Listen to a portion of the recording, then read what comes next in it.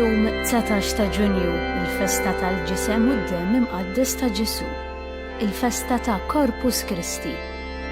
Nilqakom għal din il-quddiesa mmexxija mill-Arċisqof Charles Scicluna mill-Katedral ta' San Pawl Imdina.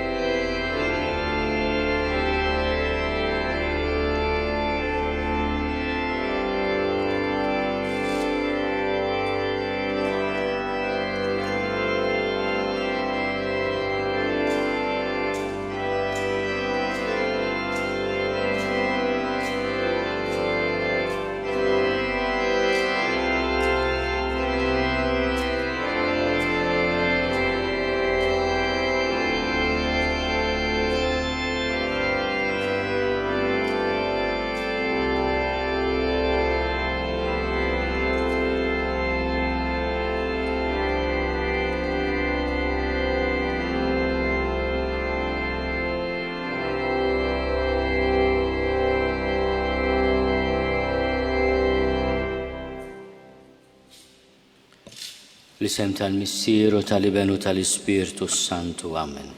Il-paċi ma'kom. Aħna u li ċelebraw il-festa solenni tal-ġisem u d-dem ta' Ġesu, nixtieq insellem mod speċjali li tfal kollha tagħna li jagħmlu u qegħdin jagħmlu l-ewwel tqarbina f'dawn il-jiem.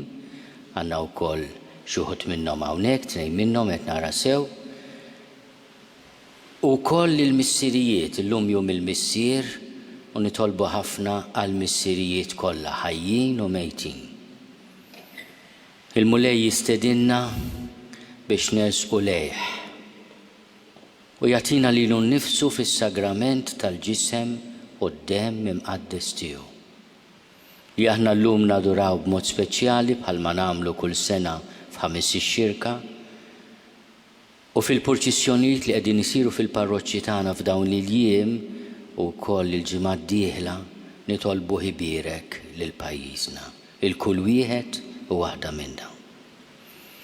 Ejjew nitolbu b'mod speċjali llum maħfra ta' dnubietna kollha, mod speċjali kemm il-darba nqasna mill-imħabba f'din il-festa tas-sagrament tal-imħabba. Nistqalla Alla li jista' kollox u lilkom ħuti li jien għadnibt ħafna bil-ħsieb, bil-kliem, bil-emil u billi ħallej dmirijieti tija tiegħi bl-akbar tija tiegħi. Għalhekk nitlob li l-imqazza Marija dejjem Verġni, lill-anġlu l-qaddisin kollha u lilkom ħuti biex titolbu għalija lil mulej Alla tagħna. Eħenna lina Alla li jista' kollox jaħfrinna dnubietna u jwassalna l-ħajja ta' dejjem.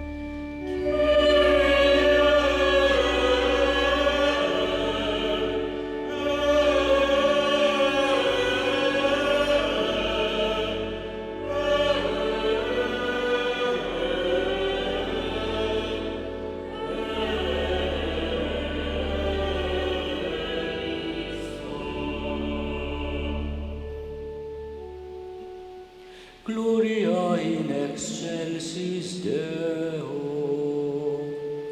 Et in terra pax omnibus, bone voluntas tuis, laudamus te,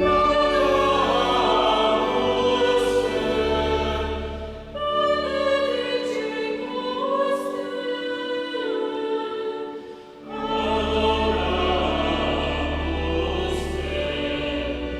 glorificamus te.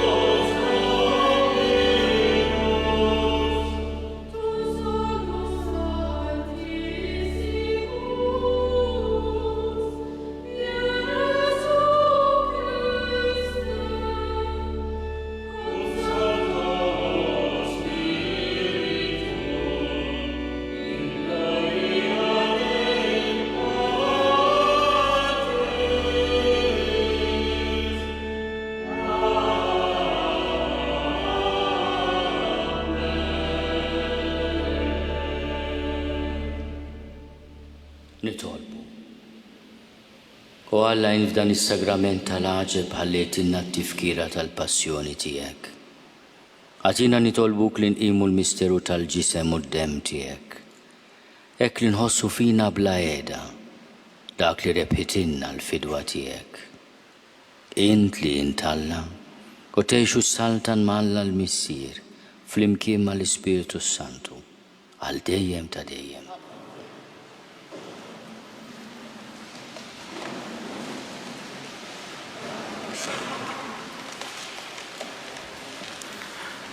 Qari mill-ktieb tal-Ġenesi. F'dak iż-żmien, Melkisedek, sultan ta' Salem, li kien qassis ta' El Eljon, Alla Loli, ħareġ bil-ħobs u l-inbit. U bierek lil Abram u qallu: Imbierek Abram minn Alla Loli li għamel is-sema u l-art. U mbierek Alla Loli li reħa fidejk l-edewwa tiegħek. U Abram taħ l-xhur minn kollox. Il-kelma tal-mulej.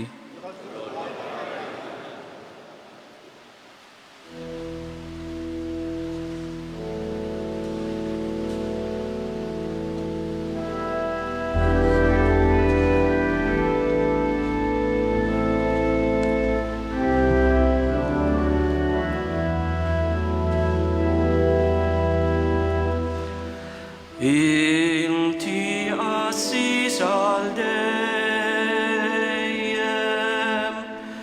bħal Melkisedek.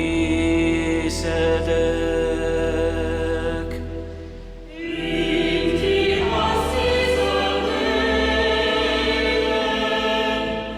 bħal Melkisedek.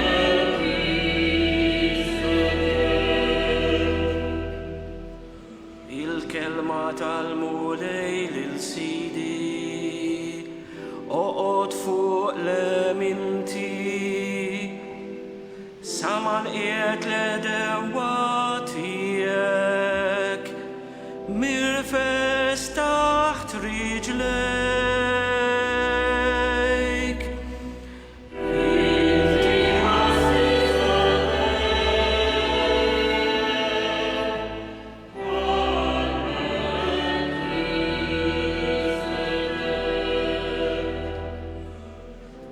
Ix-xetru tal-qawwa tiegħek jibgħat il-mulej minn Sion, kemm f'nofs l-edewwa tiegħek. Inti qassis għal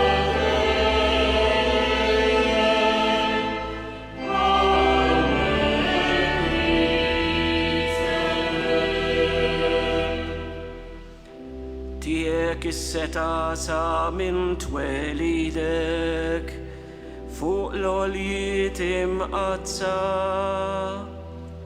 sa minn qabel is-sebħ bħan-nida jinnissiltek.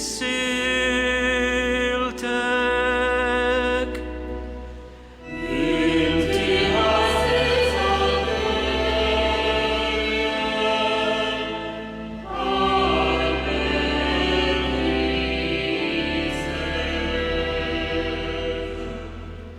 ħalef il-mulej u ma jisobx bih. Inti qassis għal dejjem bħal Melkisedek.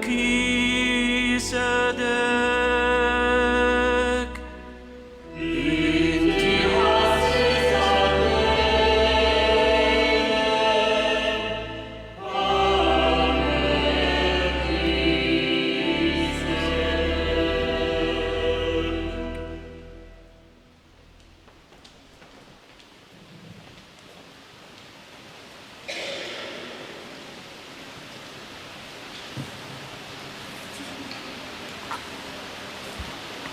Qari mill-ewwel ittra ta' San Pawlu Apostlu lil Korintin. Ħuti, jien irċevejt mingħand il-mulej it-tagħlim li għaddejt lilkom. Jiġifieri li l-mulej Ġesu fil-lejl li fih kien ittradut ħal ħobs u wara li ratti l-ħajr qasmu u qal dan hu ġismi li jingħata likom. Għamlu dan b'tifkira tiegħi. Hekk ukoll għamel bil-kalċi wara li kielu qal dan il-kalċi u l-patt il-ġdid b'demmi. Għamlu dan kull meta tixorbu b'tifkira tiegħi. Mela, kull meta tiklu dan il-ħobs u tixorbu dan il-kalċi, intom ixxandru l-mewt tal-mulej sa ma jiġi. Il-kelma tal-mulej.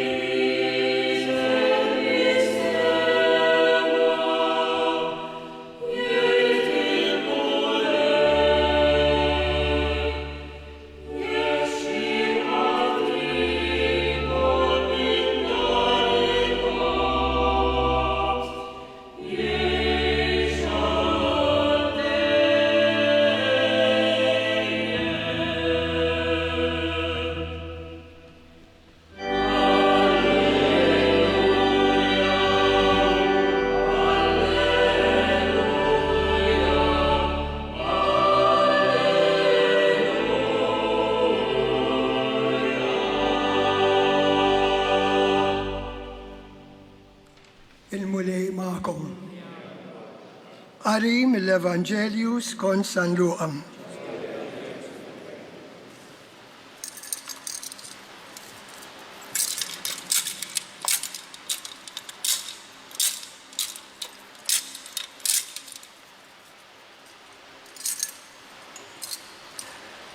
F'dak iż-żmien, Ġesu għad ikellem il-folol fuq is-saltna ta' Alla u fejja lil dawk li kienu jeħtieġu il-fejqan. Il-jum kien wasal biex jintemm. Fresqu lejh it-tnaxu qalulu ibagħthom in-nies ħajmorru fl-irħula u l-irsiset tal-qrib biex isibu fejn jistrieħu u jieklu xi ħaġa għax hawnhekk qegħdin f'post imwarrab. Iżda hu qalilhom għatuhom intom xi jieklu. Qalulu ma għandniex aktar minn 5 ħobżiet u 2 ħutiet. Jekk għall-inqas ma mmorrux aħna stess nixtru l-ikel għal dawn in-nies kollha. Għax kien hemm madwar il-5,000 raġel. U qal lid-dixxipli tiegħu qegħduhom bil-qiegħda 50-50. Hekk għamlu u qiegħdu lil kulħadd bil-qiegħda. Imbagħad ħal 5 ħobżiet u 2 ħutiet. Rafa' għajnejh lejn is-sema, berikhom u qasamhom u tom lid-dixxipli biex inewluhom lin-nies. U kulħadd kiel u xaba' u l-bċejjex tal-ħobs li kien fadal ġabruhom fit-12 qoffa. Il-kelma tal-mulej.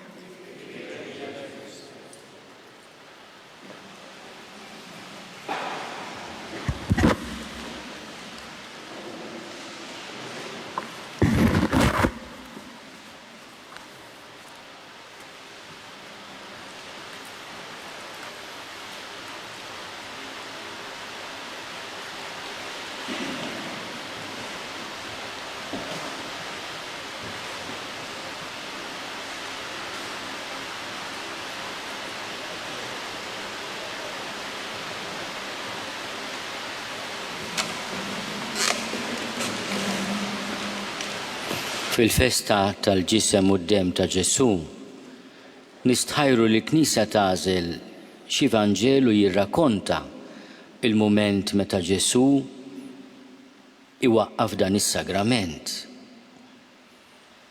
Fil-qari li smajna llum huwa l-Apostlu missiena San Pawl meta jikteb lil Korintin li jfakkarna x'ġara u li hu kien irċieva mingħand il-mulej it-tagħlim li għadda lill-komunità ta' Korintu.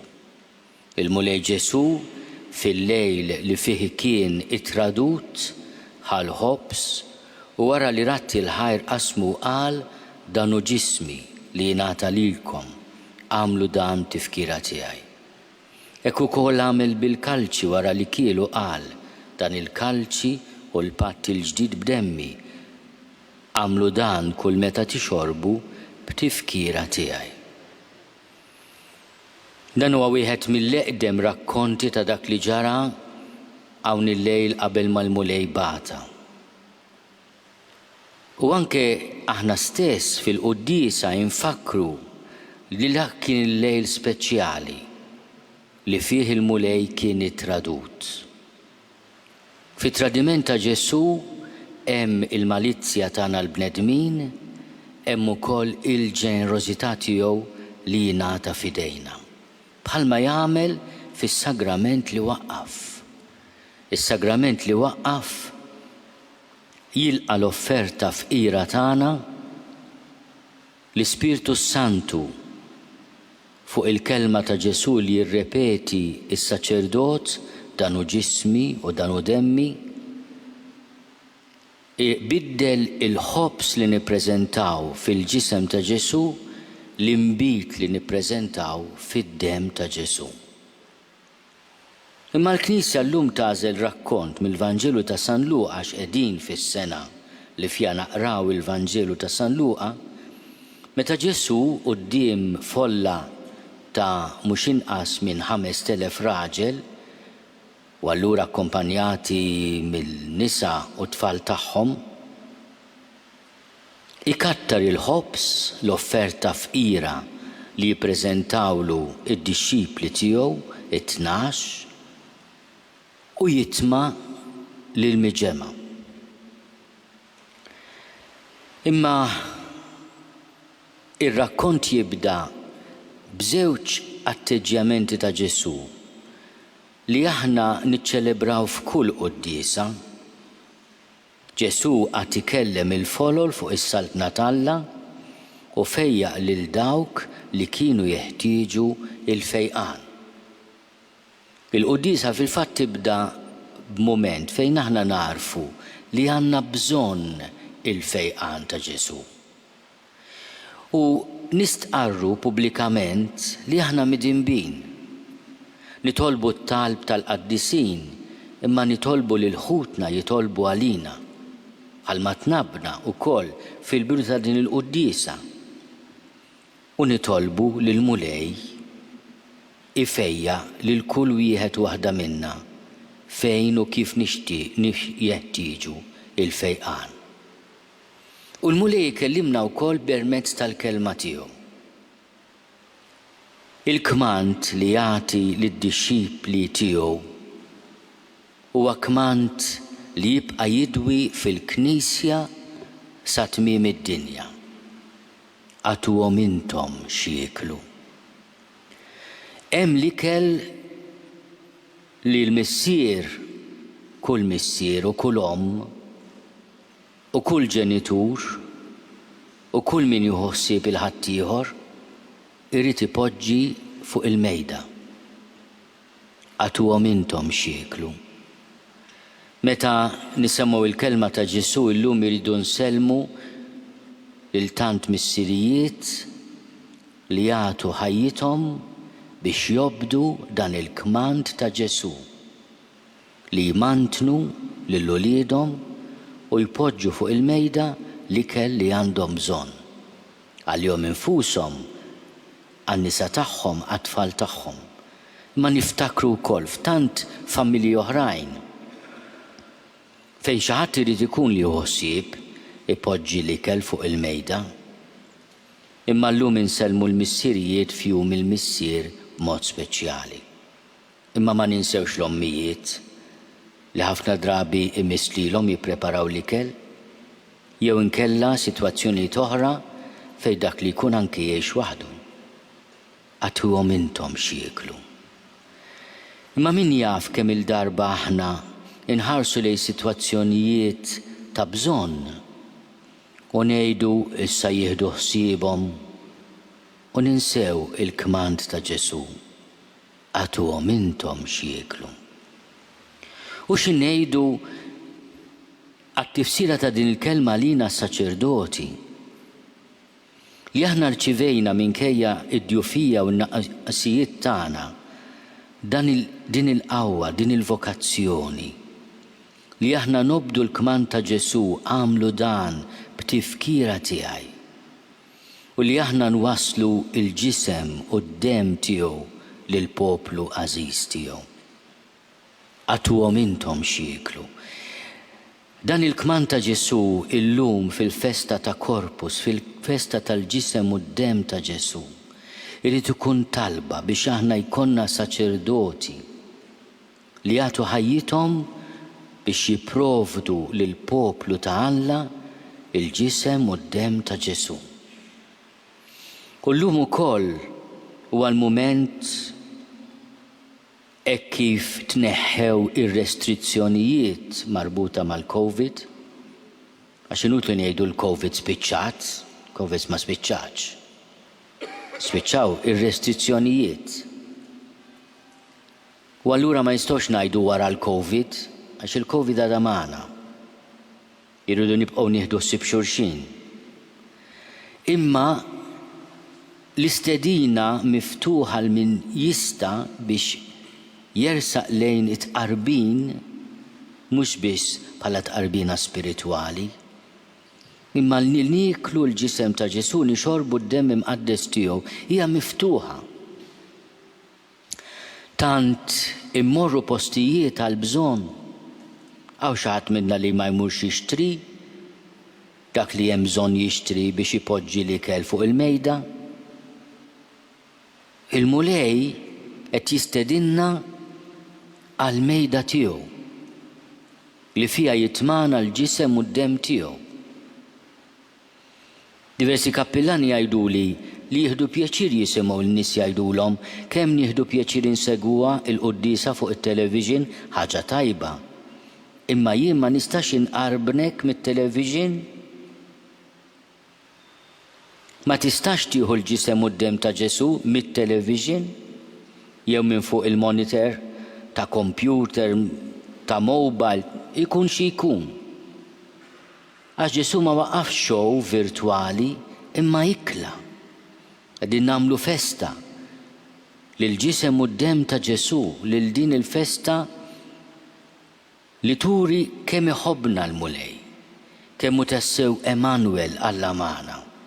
L-appell tiegħi għal min jista' huwa li jersaq lejn il-knejjes tagħna, lejn il-parroċċi tagħna u jirċievi il-ġisem u d-dem ta' Ġesu. Wara kollox, fl-ostja li jagħtik is-saċerdot hemm il-ġisem, id-dem, ir-ruħ u d-divinità ta' Ġesu. Hemm Ġesu sħiħ. Hemm Ġesu sħiħ. Tgħid li minix den, jekk noqogħdu nistennew li nkunu denji biex nitqarbnu, ma nitqarbnu qatt. Huwa Ġesu li għamilna denji bil-maħfra li għatina. Barra kollox l-Ewkaristija stess, it-qarbina stess taħfer id-nubiet venjali, dawk id-nubiet żgħar li nagħmlu. Min ikun konxu minn xi dnub oħxon, tħallsux lejn l-isqof, oħxon, għandna l-qrar. Is-sagrament imwaqqaf għar-rikonċiljazzjoni tagħna mal-mulej. Għaslim tagħna miegħu. Għalhekk dan ir-rakkont sabiħ mill-Vanġelu ta' San Luqa li jibda Ġesu jgħallem u jfejjaq imma mbagħad jitma' bħalma jagħmel f'kull qudiesa, bħalma jagħmel bis-sagramenti tal-qrar u tat-tqarbin. U jekk xi darba inti u tiela titqarben tirrealizza li għandek xi dnub li għandek bżonn tqerru ma qerrejtux, għamel att tandiema u proponiment li kif ikollok ċans tersaq lejn il-qrar. U jitolbu inti u titqarben. Jitolbu t-talba li tgħallem il-Knisja lis-saċerdoti u lill-poplu la tħallini qatt ninfiret minnek. Il-mulej fuq is-salib qal għandi laċċ. Laċċ biex ikun magħna. Biex ikun ħaġa waħda magħna.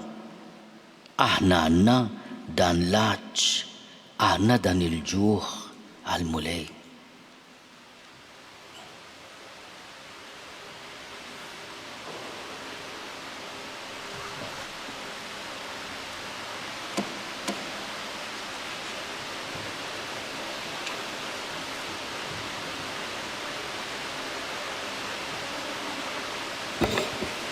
Jiena nemmen f'Alla wieħed il-missier li jista' kollox li ħalaq is-sema u l-art.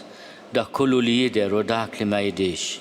U f'mulej wieħed Ġesu Kristu iben waħdini ta' Alla, imnissel minn missier qabel kull żmien. Alla minn Alla, dawl minn dawl, Alla veru minn Alla veru, imnissel mhux magħmul, natura waħda mal-missier u bih sar kollox. Niżel mis-smewijiet għalina l-bnedmin u għall-fidwa tagħna. U għal-ġisem bis-seta tal-Ispiritu Santu minn Marja Verġni u sar bniedem. Salbu ħalina bata taħt Ponzju Pilatu, miet u difnuh. U fit-tielet jum qam minn bejn l-imwiet skont il-kotba mqazza. U tela s-sema u jgħid fuq il-lemin tal-missier. U għandu jerġa' jiġi bil-glorja biex jagħmel ħaq mill-ħajjin u mill-mejtin. U s-saltna tiegħu ma jkollix tmiem. U fl-Ispiritu Santu mulej li jagħti l-ħajja li ġej mill-missier u mill-liben li hu meqjum mweġġa flimkien mal-missier u mal-liben u li tkellem f'fomm il-profeti. U fi Knisja waħda qaddisa, kattolika, apostolika nistqarma mudija waħda l-maħfra ta' dnubiet u nistenna l-qawma mill-imwiet u l-ħajja ta' żmien li ġej. Amen. Ninaqdu mal-medjatur tal-patt il-ġdid fl-offerta tal-ġisem u d-dem tiegħu lill-missier. U nleħnu t-talbit tagħna biex aħna wkoll niksbu il-wirt ta' dejjem. Kompli ibni l-Knisja, il-ġisem ta' ibnek fid-dinja, permezz tal-ġisem Ewkaristiku li jitofrilek. Nitolbu. Ismana nitolbuk mulej. Kattar fil-mexxejja u fiċ-ċittadini ir-rispett lejn id-dinjità tal-foqra u l-imwarbin li fihom jidher il-ġisem misħuq tal-mulej. Nitolbu. Ismana nitolbuk mulej.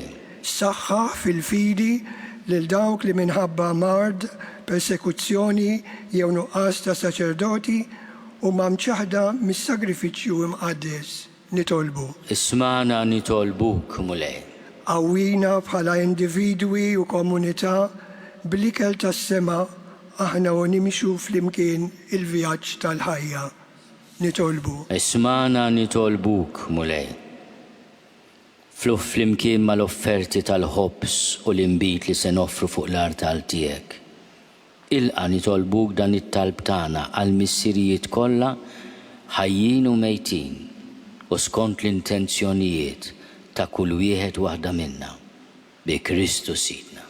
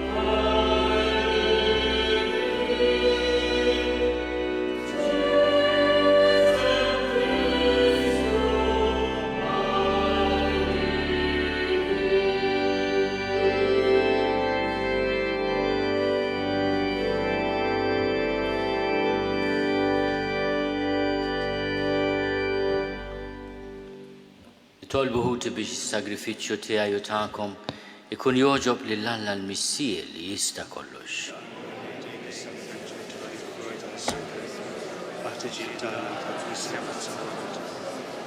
Fit-tiba tiegħek mulej għati lill-Knisja tiegħek il-għaqda u s-sliem li b'mod mistiku huma mfissra dawn id-doni li qegħdin nofrulek bi Kristu Sidna.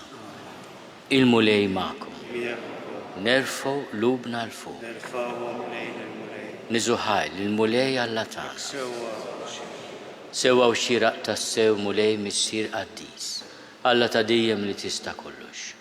Tajjeb u taġid tas-salvazzjoni tagħna li dejjem u kullimkien inrodulek ħajr bi Kristu Sidna. Li kif kien fuq il-mejda għall-ikla tal-aħħar mal-apostli tiegħu. Rid iħalli għal dejjem it-tifkira tal-mewt tiegħu għas-salvazzjoni tagħna. U offra ruħu lilek bħala l-ħaruf bla teba, offerta li inti lqajta għat-tifħir sħiħ tiegħek. Dan il-misteru miqjum intajjex lil uliedek bikel li qaddishom biex il-ġens tal-bnedmin miġbur f'dinja waħda ikun imdawwal minn fidi waħda u tkun waħda r-rabta li taqdu fl-imħabba. Aħna nirsqu għal-mejda ta' dan is-sagramenti tal-aġeb biex nitfawru bil-ħlewwa tal-grazzja tiegħek u nimbidlu fis-sura tal-bniedem tas-sema. Għalhekk il-ħlejjaq kollha fis-sema u fl-ard jannulek b'qima kbira għanja ġdida. U aħna maqtajja kollha tal-anġli inxandru u ntennu bla għeda.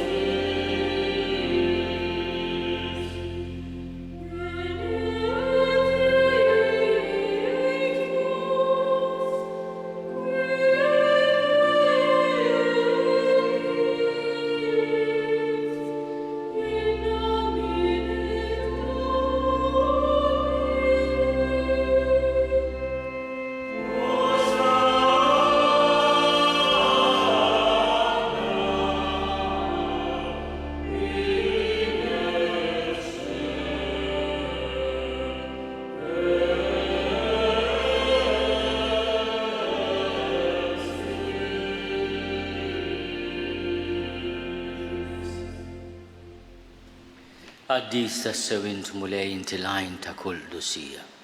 Għaddis għalek nitolbuk dawn l-offerti bil-barka tal-Ispirtu tiegħek biex isiru għalina l-ġisem u d-dem ta' Sidna Ġesu Kristu.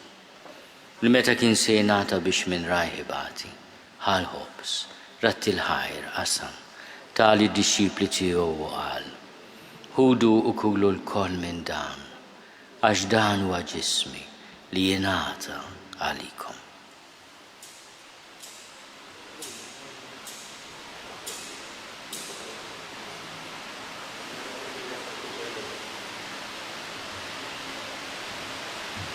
Ekku kol wara l-ikla ħal-kalċi reġerat il-ħajr.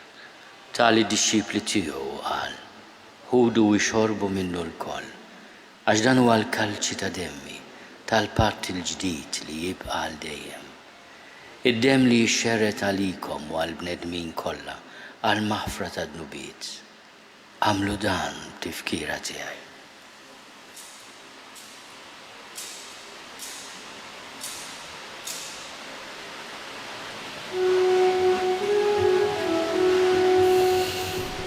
Dan hu l-misteru tal-fidi.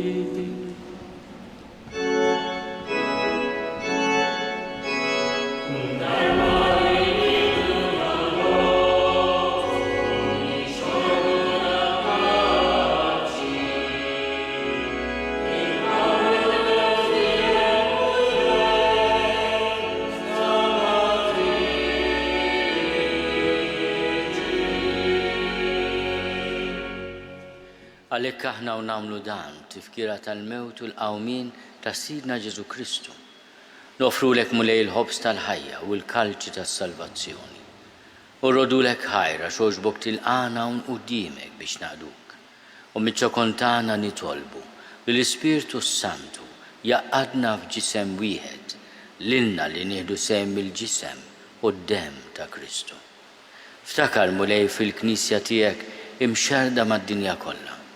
Wettaqa fl-imħabba fl-imkien mal-Papa Franġisku miegħi għaddej tiegħek mingħajr ma jistoli.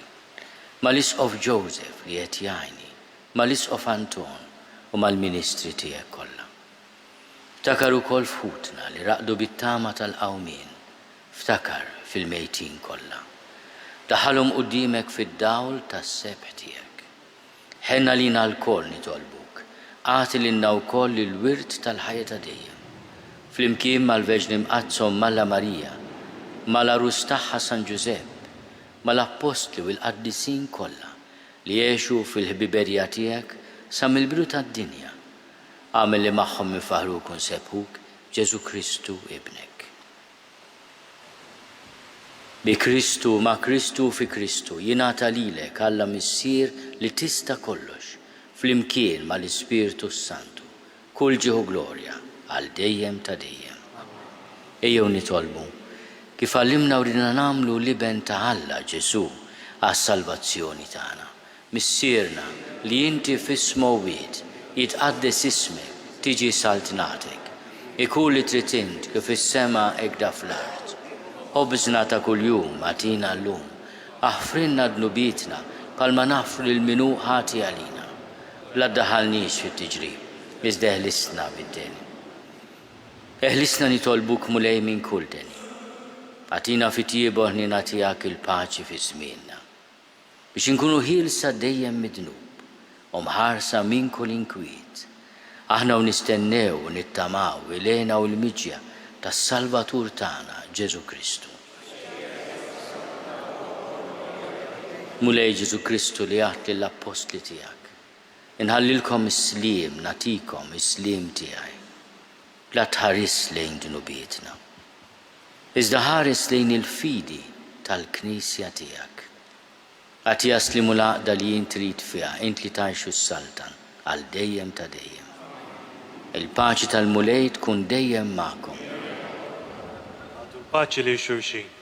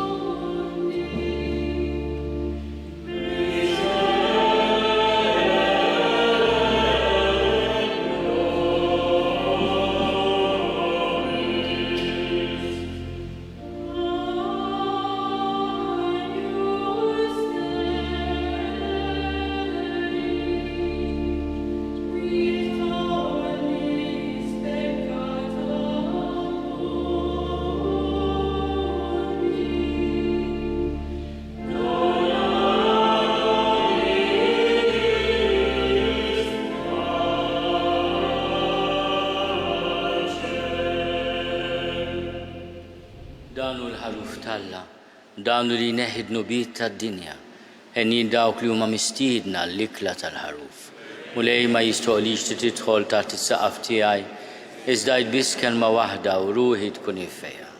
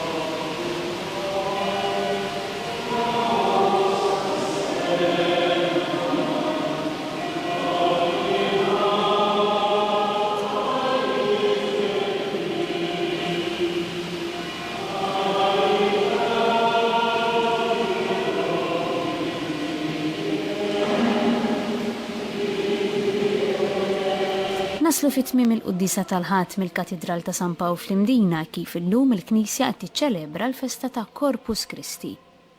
Il-ġisem u d-dem imqaddes ta' Ġesu. Infakkarkom li kull min jixtieq jgħin lill-Arċidjoċeżi ta' Malta tkompli l-ħidma tagħha fis-soċjetà huwa mistieden jagħti donazzjoni online jew inkella permezz ta' ċekk indirizzat lill-Arċidjoċeżi ta' Malta. Aktar dettalji ssibuhom fuq knisja.mti/donazzjonijiet. Nawguralkom il-ħadd it-tajjeb.